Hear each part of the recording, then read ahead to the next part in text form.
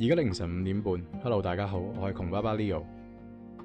近呢1年幾，呢個就係我凌晨5點嘅 routine。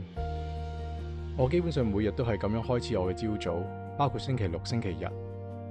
check 完 email， 睇咗少少新聞之後，我通常都會拎我本 notebook 出嚟，列出以下幾樣嘢。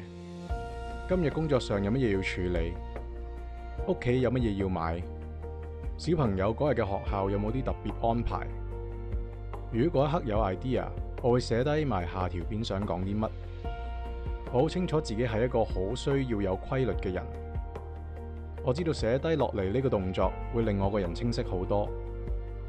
就係咁簡單，係咁列出一個清單，就會令我感覺到 I'm in control，things are clear。5點半，我就會換衫落樓，8公里，視乎嗰日嘅狀態啦，大約1個鐘。日日跑，通常呢個位我會聽啲純音樂，但有時如果世界有啲大新聞，或者近期我對某個 topic 突然有興，我就會一路跑一路聽 podcast。6點半返上樓沖涼換衫之後就爸爸毛上身。課早餐我堅持每朝早佢哋每人每日都一隻雞蛋，加一碗黑莓藍莓 Greek yogurt。我深信，尤其是佢哋呢個歲數嘅小朋友，一定要有好嘅蛋白質嚟開始每一日。7點15分出門，送佢哋返學，加埋自己返工都要1粒鐘。不過呢個時候又 fit 得啱啱好，地鐵冇乜人。雖然係返工，但感覺上都比8點半之後嗰段時間悠閒，最少唔使同人逼先啦。8點15分到達公司。其實我正式返工嘅時間係9點，但自從我開始咗呢個凌晨5點嘅習慣之後，我基本上日日都早咗45分鐘坐喺自己個位上邊。公司仲未有人，未有電話，我好中意呢個感覺。I feel at peace. I feel like I'm ready for the day. 屋企人、朋友甚至我老婆都問我，點解突然搞個咁嘅 routine 俾自己，會唔會太刻板？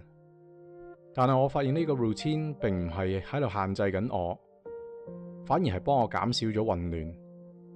我呢個感覺究竟係巧合定係我自己嘅幻覺呢？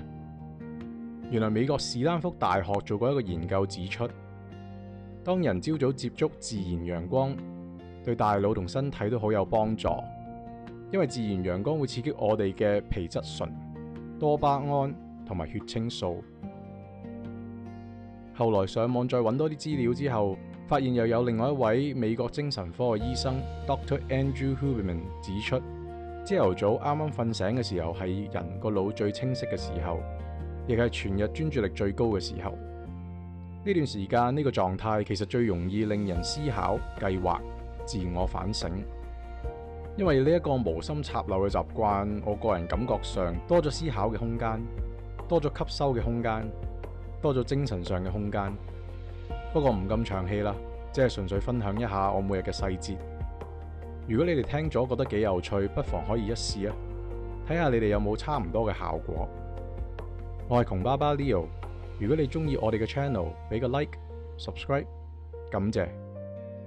如果你哋有乜嘢 topic 想聽，留言俾我，下次可以同大家傾下。係咁，下星期一朝早5點再傾，拜拜。